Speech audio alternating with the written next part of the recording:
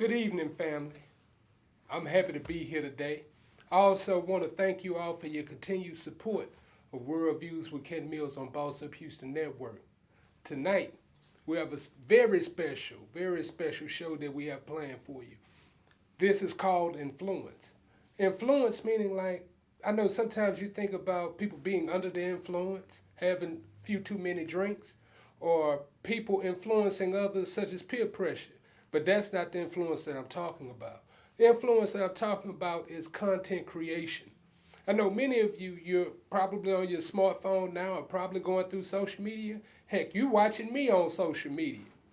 So these individuals that I have today, they're going to bring you that aspect of how they create content for consumption across social media platforms. And they're very successful doing it. We're going to go into the different topics and also some of the current events that's going on as well. So what I'd like for you to do, just stick with us here very short. We're going to go to a quick commercial break, but when we return, we'll have our first illustrious guest. You're now here with World Views with Ken Mills on Boss Up Houston Network.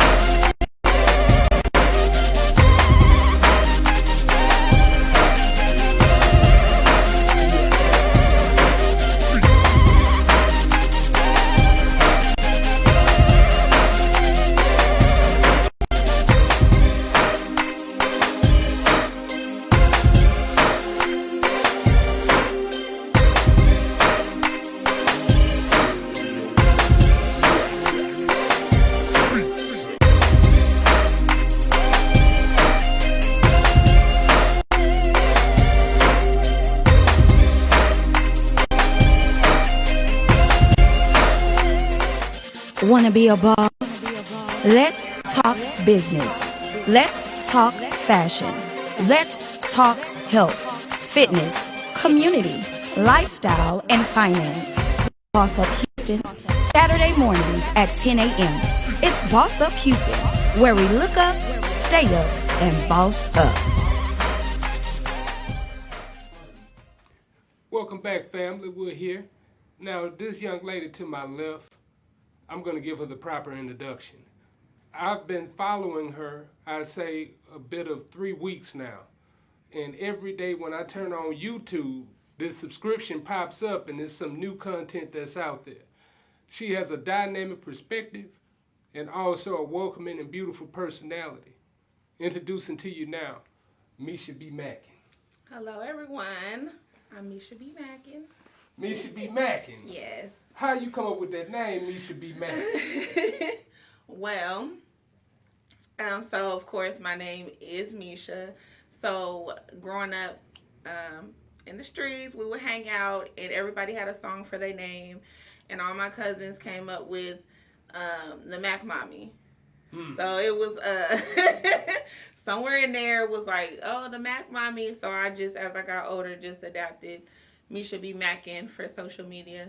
And of course, everyone calls me MESHA. Most definitely. So, what I'm hearing in your vocal inflection, you're not necessarily from Houston directly, correct? No.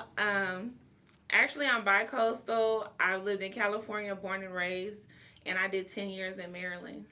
Okay. So, 10 years in Maryland, yes. So the East. Yes. Okay. Yes. Okay.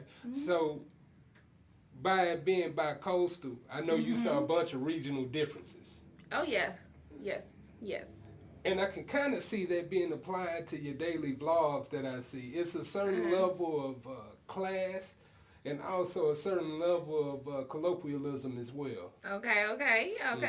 Yes. So tell us how you started with your vlogs, how you started with that entire premise.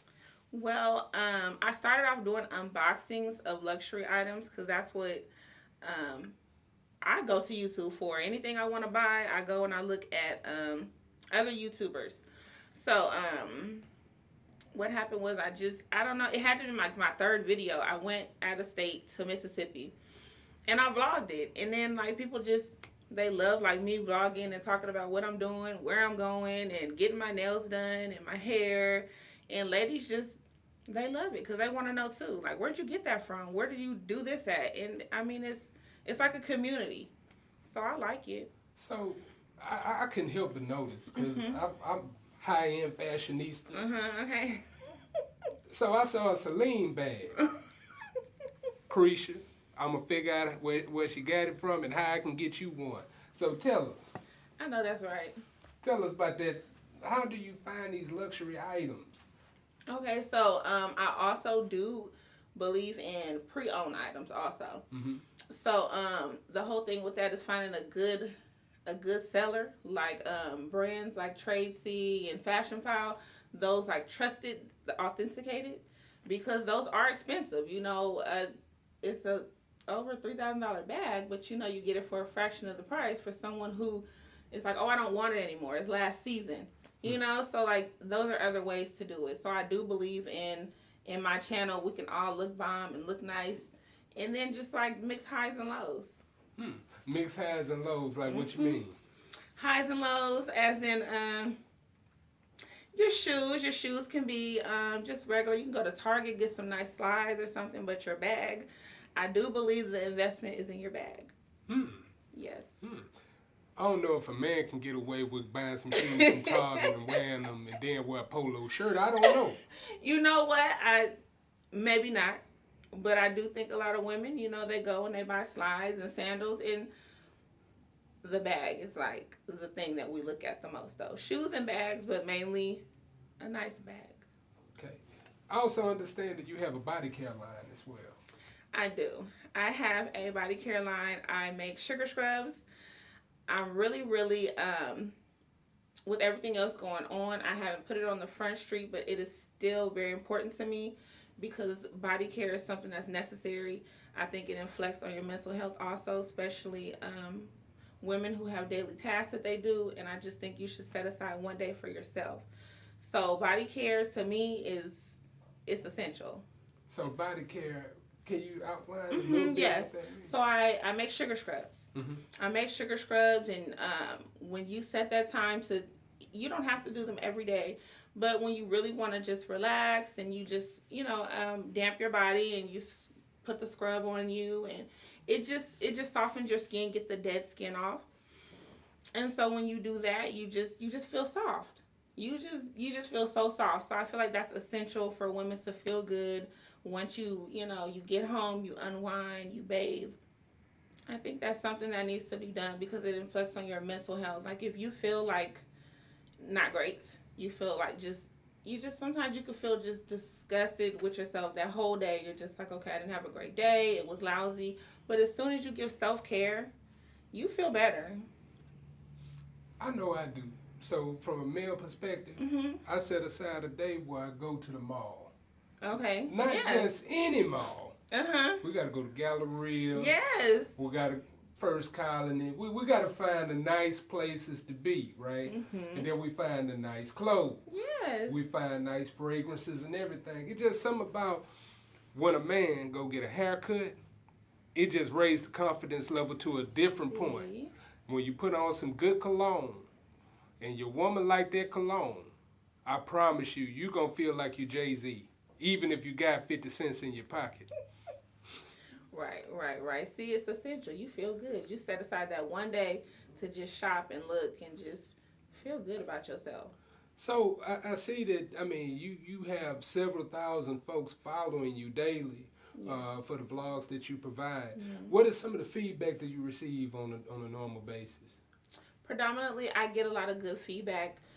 When I go through, sometimes there's people, they'll try to be funny because they feel like, why you put your money into these things? But I do feel like if you work hard, and you know, I'm a believer in quality. So if I want something really nice, I don't see any wrong with that. So I will nicely let them know, hey, you don't have to watch me. But I get great feedback. Other than that, even people who probably don't even like luxury items, they're just like, oh, well, I like what you ate that day. So typically I get really good supportive feedback. Because I caught one of your vlogs, one of your more recent ones, and I mean, I'm a Houstonian, native Houstonian, and I've never been to St. Louis Resort. Okay. I'm going to have to go there. See? So you put me on to something. Okay. When I saw it, when you rolled up, I thought we were in Miami someplace. Because, See, yeah. Because I was kind of skeptical about Galveston because I haven't heard great things. Like, it's not as fun or, things like that. But I was like, no, I'm going to find somewhere nice to stay. And that helped out. Mm-hmm. I was interested in hanging out, so. It was a nice hotel, huh? Mm-hmm. I mean, extremely nice. Yeah. Yeah. So, I know you also have several nonprofits that you work through. You have High Maintenance Society. Yes. Could you tell us a little more about that? Definitely. High Maintenance Society is geared towards teenagers. So mainly high school. My goal is to talk about self-care, self-esteem, and what do you want to do once you get out of high school? What do we need to work towards to be an adult? Because actually, a lot of people don't like school. Of course, not everyone. It's not for everyone, so to say. And I think it's realistic to let teenagers, children, anyone know that you have options. You can go to those programs and you can be a beautician. You turn 18, you can go to one of those schools to be a beautician, a manicurist, or whatever you would like to do. You don't just have to beat yourself up about these perfect grades, and there's other routes. If you can work with your hands, do those types of things, I'm here to set realistic goals with them so that they don't get out in life, because some of them don't have guidance. A lot of them, as a woman, don't have mothers. So it's for me to mentor them down the right path. Okay. So what are some of the most common themes or issues that you see trending? I would say a lot of things that the ladies lack when I talk to them, hygiene. Okay. They lack hygiene, which is, you would think, I guess, being a young lady, like, it's certain things that would maybe be natural, but if it's not taught, then they really don't know. They honestly don't know that you should just, even when it comes to, maybe, let's say, the menstrual cycle, some really don't know what to do, what to use, and such things like that. So even though people will be like, well, they should know that at least, but no, they don't have a mother or guidance to tell them what they should do when it comes to things like that. They're just not sure. So I really find myself guiding them with self-care, even with just oral hygiene. Like, if you eat something, make sure you carry gum with you, or mints or something, because no one's going to tell you your breath stink. Nobody's going to tell you, if you smell or something. They're not really clear or sure on how to just check up on themselves. So I take it that you're taking this from an aspect of a big sister, so to speak. Yes. And how do you normally find those mentees that you do mentor? Well, a lot of them, I was working with someone, and they were referring me. Mm-hmm. So they were referring me to come in and conduct workshops. So I conduct workshops with them. So every day is something different, depending on how many weeks I'll work with them. But particularly, we'll do self-care and try to get to the basis of why do you feel the way you feel about yourself, and things like that. So yeah, that's usually generally how, just word of mouth, or even I'll reach out to, say, a school and just ask, do they need an after-school program. Things have slowed down with COVID, but that's usually how I kind of try to get my word out about my nonprofit. Reach out to the principal, send an email, and ask, do they need anyone to coach them or do workshops with their young ladies. So, throughout the time that you've been doing this, has there been any success stories that you would like to share? Any success stories? Well, I haven't yet worked with the same group of girls to see anyone graduate or go on any further. But I will say I did a full month working with a group of ladies, and it was more of like a foster home, so some of them ran away, but it was cool to see that the same two girls were still interested in my workshop.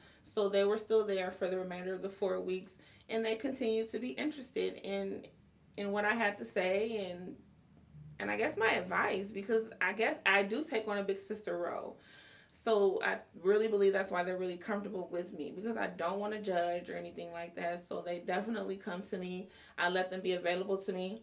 It's no cutoff. You get my email, my cell phone, because I just feel like if something happened, it would eat me up if something happened and I wasn't accessible. So they're accessible to me. So as of now, I don't have any great success stories, but I feel like for me personally, that's an accomplishment to be starting off and be doing this for about 2 years strong now and feeling like I accomplished, someone is very interested in my program and they enjoyed it. So that's a big accomplishment for me. A huge accomplishment, because I mean, being an older gentleman, I've seen the generational change, and it's always been a need. Yeah. And I know that you are fulfilling that need right now, where it's so sorely missed. Because, I mean, hey, you even have some adults that may not look at self-care the way that you're describing. Yeah. So other than that, what future projects or pursuits are you working toward now? Well, future. What does the future hold for me? I'm going on strong. I'm trying to post twice a week on YouTube. I'm really trying for that, because I really want to get in there and keep creating content more of, on the lines of a sit down and just talk with me type of a thing about self-care. If that's, the industry that I'll be in, I really want to do that. Create a segment for self-care on my YouTube channel. So that's, hopefully I can sit down and do that really soon. And as far as my nonprofit, I'm going to keep striving to just reach as many girls as I can. It's very important to me. It really is. Would it be even possible to intertwine the two? To have something through YouTube in order to gain or garner that type of attention? Because I'm pretty sure, number one, being social media, everybody's watching. Yeah. And if they can definitely see you in action, I think it'll be more motivation. They might buy into it. Yeah. That's cool. That's a really good idea. Yeah. And then that way you cut out the middleman. You don't have to go through everybody else. They come directly to you. Right. And it's COVID free. That's true, right? Right. Yeah, because definitely that kind of shut it down. So you're right. It's COVID free. Yeah. That's a good idea. Yeah. Thank you. Because I'm definitely, Lucretia, I got to put y'all together. Because, see, what I'm finding out here. Hey, girl. What I'm finding out here, these sugar scrubs, I need to get some from you. Yes. Men and women. You got men scrubs yes, too? Men, y'all need all that too. Your woman wants you to feel soft and everything, vice versa. Not too soft. Look. Not too soft. We'll be all right. Oh my goodness. Don't have me out here like cotton candy. Oh my goodness, you man. Don't have me out here like Tootsie Roll. No, not Tootsie Roll. Cut it out. Oh, so, man. If the people want to find you, your YouTube, your scrubs, everything, could you please tell them? All right. So, my body scrubs the name is Sweetest Redemptions, okay? I only have an Instagram for it, but it's at Sweetest Redemption, SweetRedemptions, Sweetest Redemptions, and MESHA B. MACKIN for my YouTube and my Instagram. Those are the only two names that you'll see from me. MESHA B. MACKIN and Sweetest Redemptions for my scrubs. Oh, and I'm sorry, you do have to contact me personally about my about High Maintenance Society.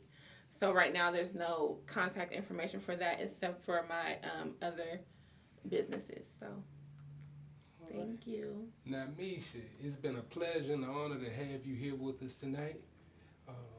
we're going to continue. Thank you for having me. Yes. Thank you. All right. Yes, a privilege.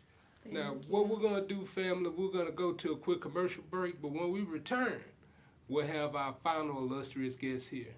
You're now here with World Views with Ken Mills on Boss Up Houston Network. What are you doing here? Red Table Talk, the Estefans. Time to take the table to a whole new place. It's coming to Miami. 3 different women, 3 different generations. We're loud, we're proud. Let's go.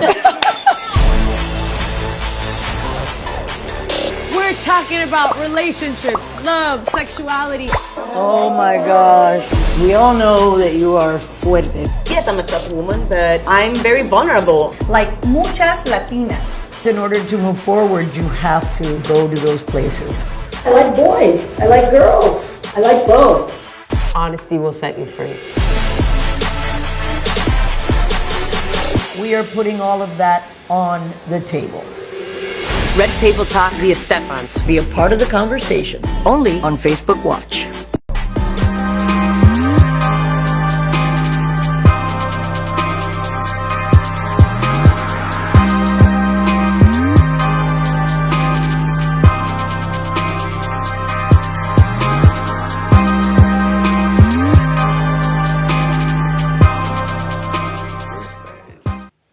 All right, family, we're back. Now, this gentleman to my left, I mean, I can't introduce him no better. Now, I've heard of him. Yeah, I've heard of him before I even met him. I believe it was a year and a half ago, I ran into him at a community event with a very illustrious artist that was there, and we clicked immediately. This gentleman, he's a content creator. He's also an innovator in many different realms of entertainment. I'm bringing to you now, W.J. Perot. What's up, world? Thank you for having me, sir. Yes, It's always sir. a Yes, pleasure. sir. Yes, sir. Yes, sir. All right. So just to clue everybody in, you do have a multitude of things that you've done over the decades, from the 90s all the way to now. From music all the way to film, everything. So if you could kind of inform my audience about what you've done from the music perspective. Absolutely, absolutely. So just to rewind back to the 90s, for those of you that know me, know that I got my break at Rap A Lot Records. So, I came in at the Lion's Den over there, where only the strong survive, But my man Tulo gave me my first job in the music business, man. He hired me as his hype man, and me and my homeboy Cedric Palmer, who y'all might know as Kool-Aid, we was at Stadium Bowl jigging. We was cool with DJ Domination, shout out. So he put us on the mic and let us freestyle, and Tulo heard me. He heard me, approach me like, hey man, would you mind being my hype man for my shows? I was like, what is that? And he's like, you just basically learn my songs and you recite them with me on stage. And I was like, y'all pay people for that? And the rest was pretty much history for them. We went on tour. First we shot the Funky Little Brother video like that Monday. And by that Friday, we was on tour. By that Sunday, I had a check. And, for a 12-year-old kid, that was a big deal. Yeah, it sure was, because I remember when that came out, because I remember when Scarface had him on that Bring It On song. Bring It On was on Jason's lyric, and then it was also on that Till Death Do Us Part album. That was my favorite albums. So I definitely know the climate of that time. So you come from the mud. Yes, sir. The old school. Yes, sir. All right. And I still have a lot of those principles, so that's why I kind of conduct and carry myself the way that I do. And that's why. Now I see. So, I believe you let it be known as well that you hail from the southwest part of Houston. Yes, sir. Yes, sir. I can't say born and raised. I was born in Third Ward, but once mom got a better job and, she wouldn't let me go to the yard like we was talking about earlier, you feel me? Yeah. So, in that process, I ended up on the West, man, and met so many influential people. It's amazing the amount of talent that was on the Southwest, and to even prove it, when you look at some of the further talent that's coming out of Houston, it all tracks back to the West, baby. We had a lot of talent out here, man, a lot of talent. I do remember. So I do remember Carabana days. I remember Jamaica, Jamaica. I remember Cornbreads. I remember Oasis, which is not too far from the studio. And then, I mean, back then, it wasn't necessarily an open mic thing. It was just basically a club. You go in there, you talk to the DJ. DJ gonna let you rock, or you might do a block party. Block party is gonna be one of the elders in the neighborhood that put that on and also put you in the game. Shout out to Presidential Records over there, man, because they kept the back of that trailer popping. Remember the trailer bed? The trailer bed. I done done the trailer bed a few times over there at Herm Clark, man. So shout out to Presidential, man. All right. So moving forward from music, so how did you come from being the hype man and then go behind the board? So when we first started touring, for me as a hype man, and my job was so easy, I didn't always get paid in cash. Sometimes I got paid in studio time. So that was my opportunity to go in and develop, which was kind of a breaking point for me because I was a songwriter. I didn't just write rap songs. So when they got out around the compound that I was writing R&B joints, the fight came along with it. And I was that little kid that I would let you pick on me about a lot of stuff. But music was that one thing where we gonna have to get some understanding. And boy, I'm telling you, I was tussling them cats behind my R&B songs. And they even more jamming here today. Yeah. So I see you went to that point, multifaceted. Now we're gonna get into film. So I see your current pursuits. You have Life is Hard, Laugh It Off podcast. Now, how were you able to assemble a cast like that? And also, how were you able to come up with the premise? So, let me give a shout out to my boy Rakesh Jacobs, because when I initiated the idea, he was the person that I was in a partnership at the time because we was creating a visual production company. So Laugh It Off wasn't the only visual product that we were working on, but just the top at the list. Because since I had a previous relationship with working with some of the local comedians, it was just kind of hand in hand. So shout out to my man Trey Love. Me and Trey go way back. We went to high school together, actually. Him and my other homeboy, Bud Naked, who was silly. We was all silly back in school, you know. But I knew Trey was a humble guy and pretty straightforward. So I entrusted the position of him going out and scouting the comedian since he was an actual comedian and already had relationships with a lot of them. I just kind of trusted that brother to, you know, be himself, and it worked. Shout out to Buck. I see Buck every Thursday when I leave here. Crazy. Good guy. But Trey as well. I saw Trey Tuesday. And definitely shout out to him, one of the great comedians out here. So I've seen the many different guests that you've had on that come across the entire spectrum of comedy, even those that are outside of Houston, LA based and what so have you. I see that you all are going to your second season now. Well, actually, we're into the fourth. Okay. Because we had did something during quarantine, and we're just kind of treating that like an experiment. Because, of course, with us all being homebound, there were things, you know, just little technical issues that we ran into that we didn't foresee, you know, so that was pretty much a learning experience. But now not only are we bringing it back, but we're making changes with the show to make it a little bit more exciting. You know what I mean? There's going to be live stand-ups now that we're going to be incorporating in the form of visual stand-up concerts, you know what I mean? So you would still pay to enter into the concert, but it'll be affordable, and then that way to all the talent involved, it opens up the medium nationally. So now instead of us just having a local focus, we're going international, baby. Oh, wow. Oh, wow. Yeah. See, that's what the game was missing. Yes, sir. That's what the game was missing. I had Rodney Bigham on last week, and I asked him that question, what the game was missing. He said equal playing ground. Absolutely.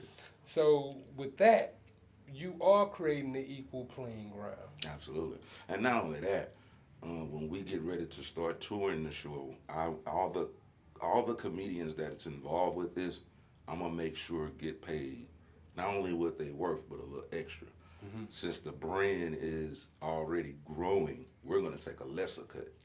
and we're gonna bless the talent that we have coming through. And that's the right way to do it. Yes, sir. Because number one, what people don't understand is most comedians that you see on stage battle through everything to get to that point on the stage. Absolutely. So you have depression, performance anxiety, and also self-doubt at certain points, because every comedian, he may tell you something about himself that he may not come to grips with, but you laughing at it. Absolutely.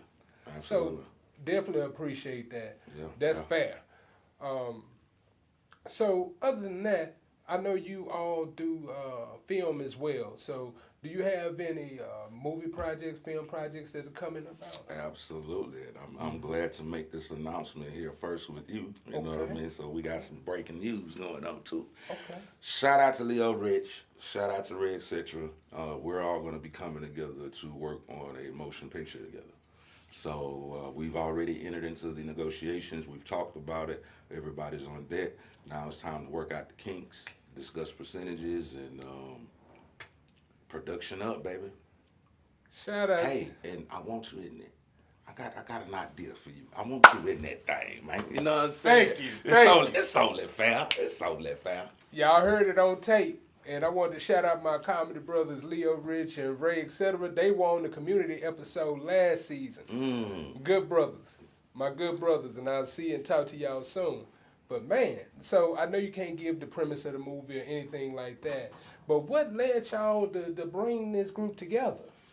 Man, you know, I'm just an admirer of talent and hustle.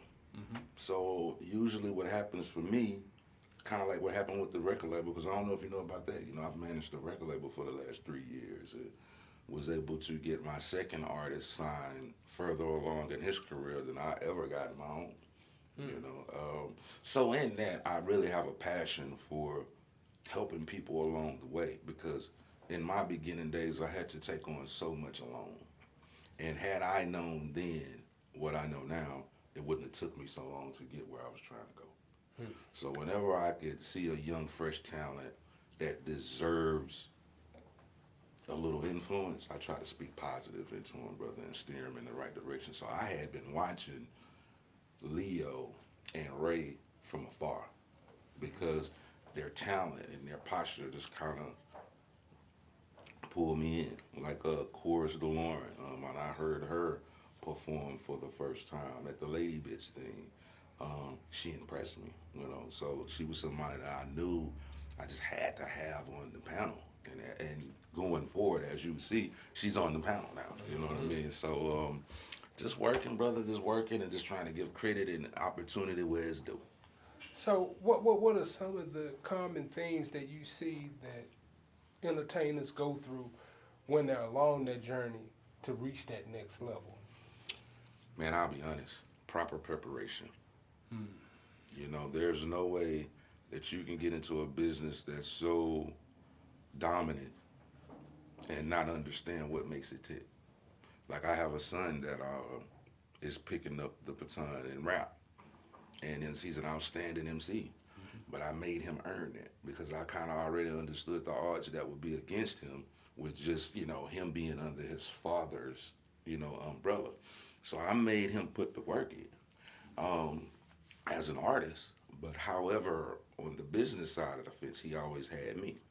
So I tried to get him into the books and, you know, really stir him in the right direction. And he's seeing the importance of it now, where he's starting to see more people in his age group that are in ownership and are able to do all the things that he's wanting to do right now. So see, life is starting to teach that harsh lesson, and now he's starting to buckle down. But that's where I start with all my artists. Even when I sign an artist to my label, I have artist development packets. And in that packet, it breaks down what's expected of the artist, publishing criterias, and when you need to have all your stuff filled out and turned in. You know, these are all things that matter.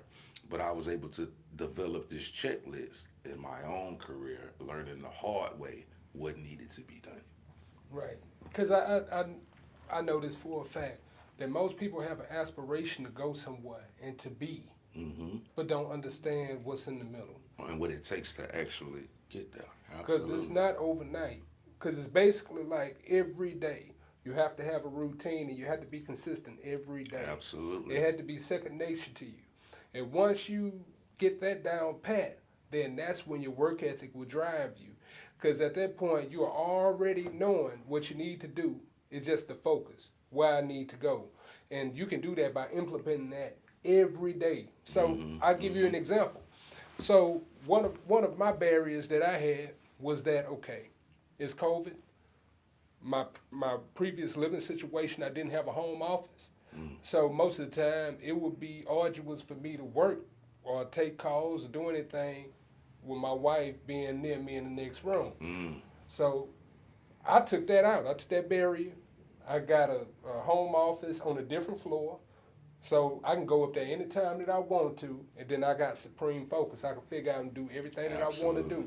Yeah. So that's a message to you all. So if you do have a barrier in whatever journey that you're on, not even in entertainment, figure out a way to take that barrier out. Absolutely. So you can win. Yes, sir. Yes, sir. So I wanted to come to you on this because we were talking about this in the green room about our day coming up in Houston in the present day today. So I'm wondering, like, what is the current temperature of the environment in Houston from the south to the north? It just seems like it's just too much going on and there's no direction. Let me tell you something. The friction is so thick, man, you can cut it with a knife. And then I don't know who had the bright idea of cranking back up the South versus the North beef, you know, because since they've released that film, screw film, which was great, by the way. Shout out to everybody that had something to do with that. With me being from Houston, I loved it. So I love what that represented. But at the same time, ain't it funny how us as a people, the things that we choose to get behind and infuse, you know what I mean? The last thing we need right now is beefs. We're finally making leadway in the race area of life, you know? The last thing we need to be doing is fighting each other. But the climate is hot, man. It's sizzling, and everybody got to be alert and be aware. You know, I'm always talking to my people. I'm always trying to spread love and peace, but I'm also always strapped everywhere I go. You know, it's just the climate. Right, because I think it's a number of things that play a part into it, and let me know if you agree or not. What I think in our time, we were coming out of crack era. Right. So the crack era, we had to be a little bit more self-sufficient. Right. And we still had our elders here. We still had grandma, auntie, everybody, and we still had that village.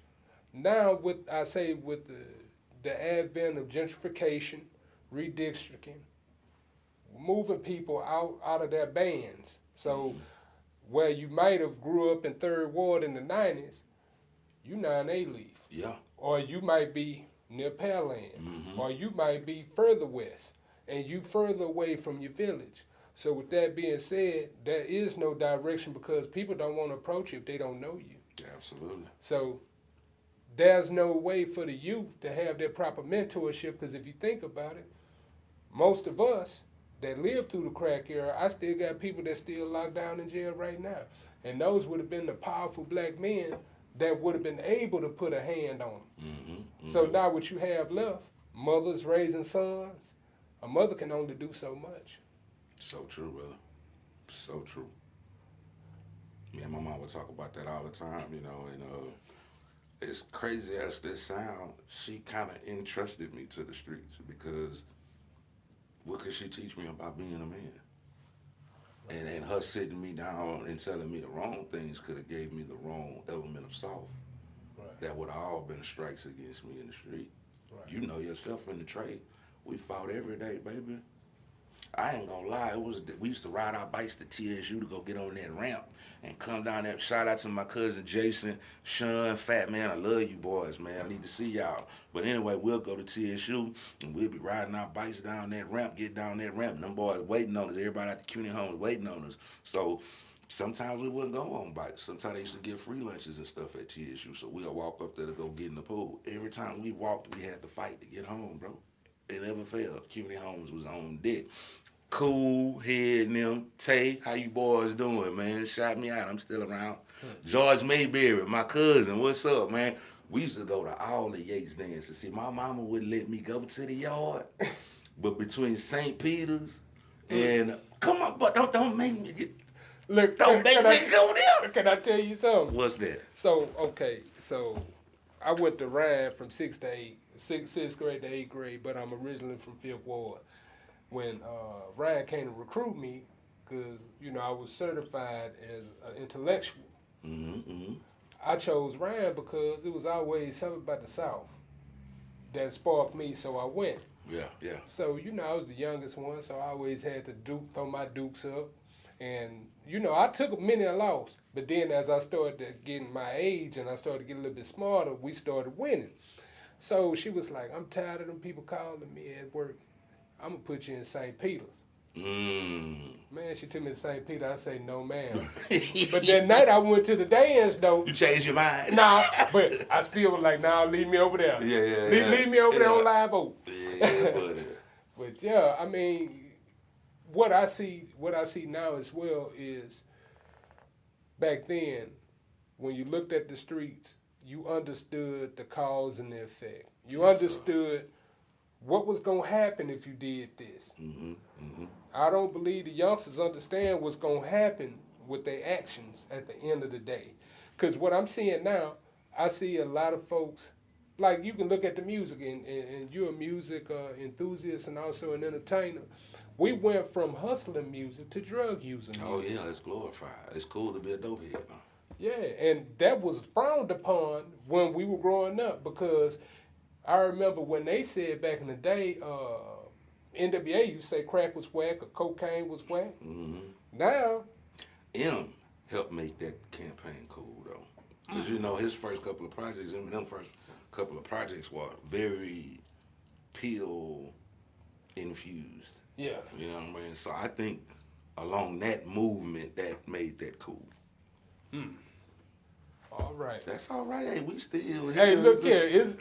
Y'all bear with us one moment here. So we'll just take this little moment right here for Chucky Trill. You know what I'm right. saying? Give that boy a few minutes, because that was absolutely horrible. And all the rest of the fallen soldiers around Houston. I found out later on that Fat Pat is related to me, bro. Oh, really? And you have no idea how I would have loved to meet that man, because back in the screw days, I was straight Fat Pat. Like, I was just Fat Pat. I was just Fat Pat, bro. Oh, really? Yeah. So, I ain't gonna lie. And Big Mello. Yeah. Big Mello, Funk with your man. Come on, man. Look, and Sucker Free. Come on, man. See, I used to like Fat Pat for one reason. Because, see, I was a bigger brother back then. Yeah, me too. And he was one of the flyest ones big on dudes. the mic. Yes, he was. And he had that confidence. And then when he went with Kiki and him, they was like cereal and milk. Mm-hmm. Mm-hmm. But I tell you, the screw era, I love the screw era. But one era that I did love was Suave House. Oh, yeah.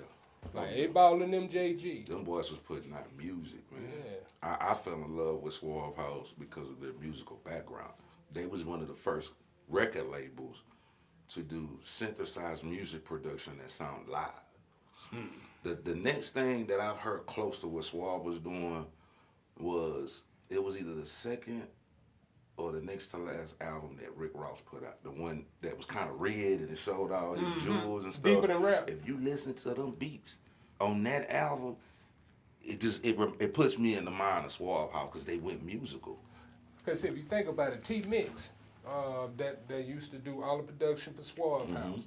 And then Rick Ross's team that he have out there is basically, they on the same vein. Like, he was using them long before. Like, they had Luxury Tax, the first Maybach music that had that same sound, where you had the bass, you had keyboards, and you had actual live drums that were processed to a certain point. But let me not go too technical with y'all, because I'm a music connoisseur, and y'all know that.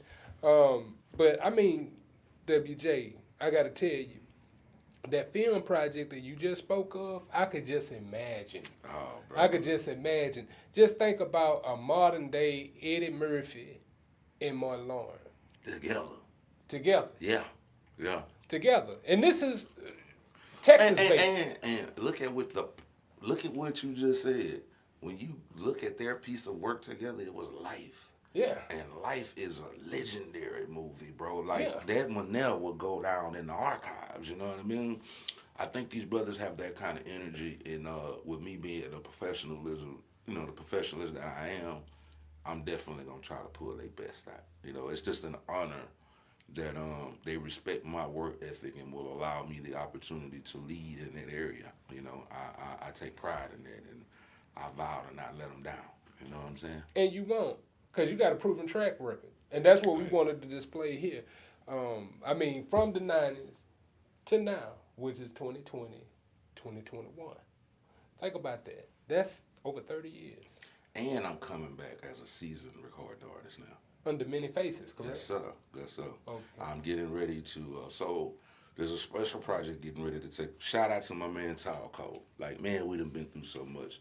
Marcus Jones, E. Fry, the Serious Mind, Ebony Jewel Entertainment merge that we had back then. These are like my people, man. Like, I got so much love for them brothers, bro, because I look back, I was a child.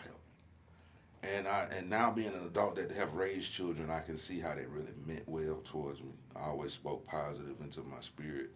So they're just a part of me now. Wherever I go, they gotta be there. I'm tearing some stuff up. That's law for me. But me and my man Tall Cole, we had released a song back in the day called Somebody that took off to not have social media, but it never got the real push that it deserved. So now that I'm in a different bracket and, a lot of things are going on, I'm getting ready to re-release that record. But I'm getting ready to re-record it live. And what I'm about to do is I'm going to make it a documentary where we tell the story of what happened before. Then you'll get to see us recording the stuff new in the lab now, working with the band and all that stuff, even until the video premieres. You know what I mean? And then from there, I'm finna be back touring. You mentioned something to me earlier about you singing, man. I'm gonna have to see what you're working with on that, because I'm actually doing a lot more of that. A lot of my audiences, a lot of the females that knew me, always tried to pump me up to sing more because I had the deep voice thing going on. And I'm like, man, I don't want to do Barry. Like, Barry cool, but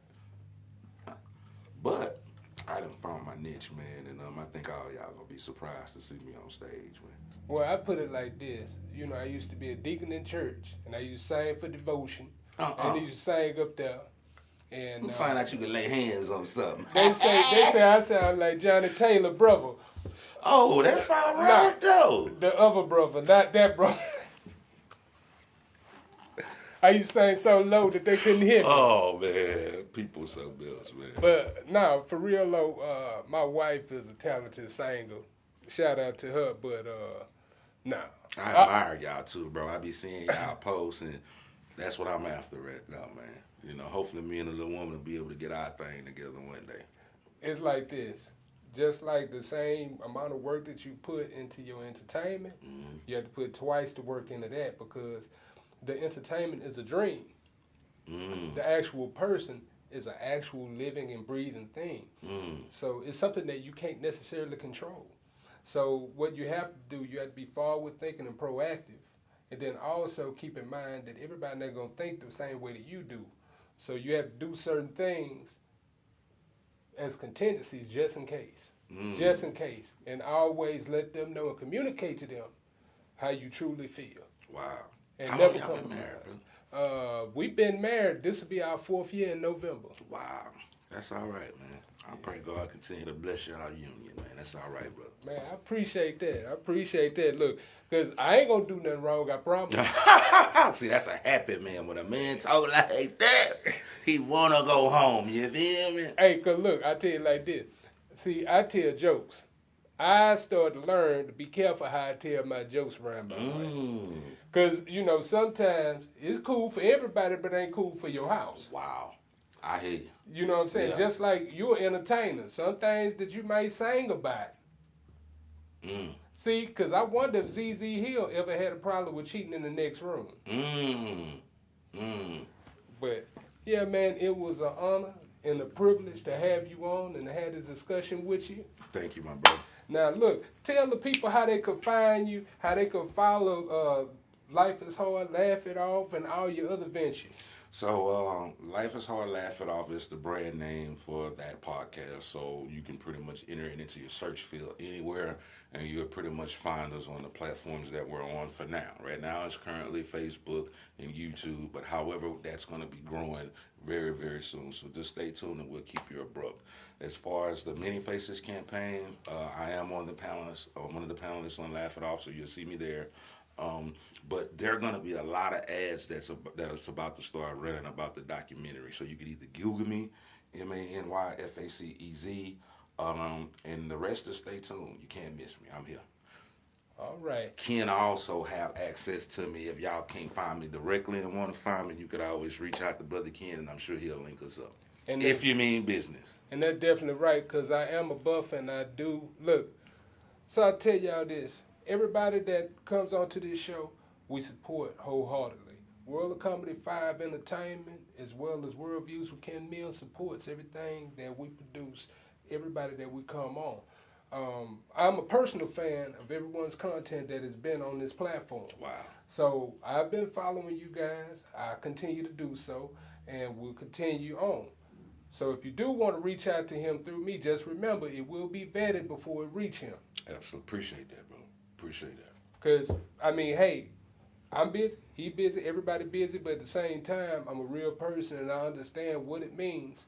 In order for you to grow, you're going to have to build that proper network. Absolutely. All right. So what we're going to do, guys, we're going to come back after this quick commercial break. We're going to have a few parting shots. Y'all might want to stay tuned. Ken Mills here with World Views on Boss Up Houston Network.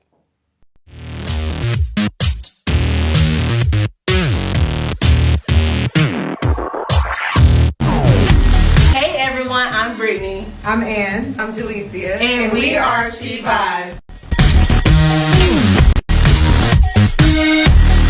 Come vibe with us.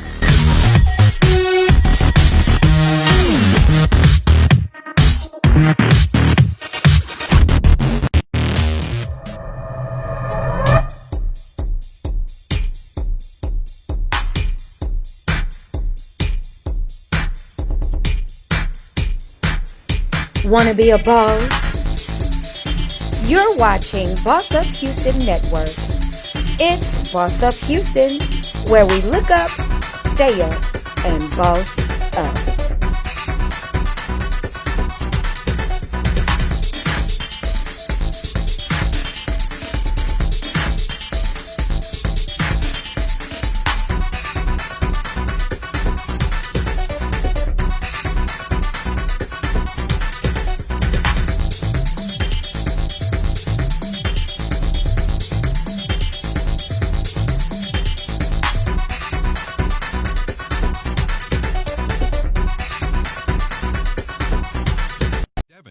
Geico is now offering an extra 15% credit on car and motorcycle policies. Okay. That's 15% on top of what Geico could already save you. So what are you waiting for? DJ Khaled to be your motivational coach?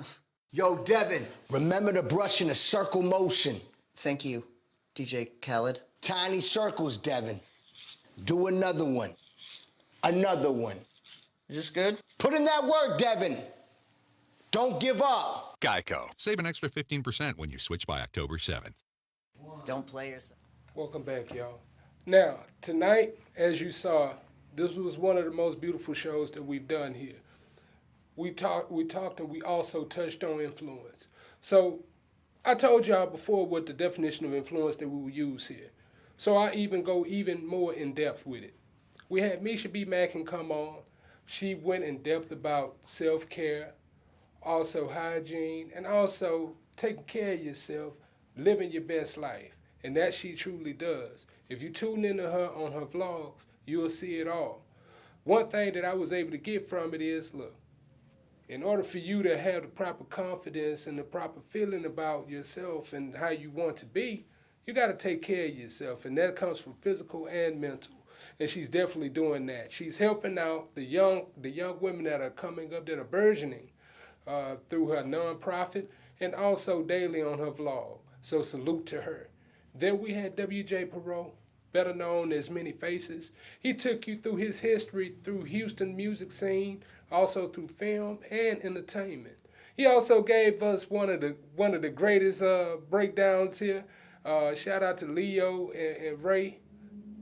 Y'all gonna do well, and I'm gonna be there for it. I endorse and I appreciate that. Now, one thing that we did touch on when he talked about influence was the influence of strong male figures in our personal lives. As we being more tenured African American men, we came up through the 90s, there were men there. We didn't judge them. Yeah, they may have did things in the street. We didn't judge them because they were the ones to give us sage wisdom. You can always learn more from a sinner than a saint, and I live by that creed. So as we move along and as we see things in the environment, don't be afraid of our youth.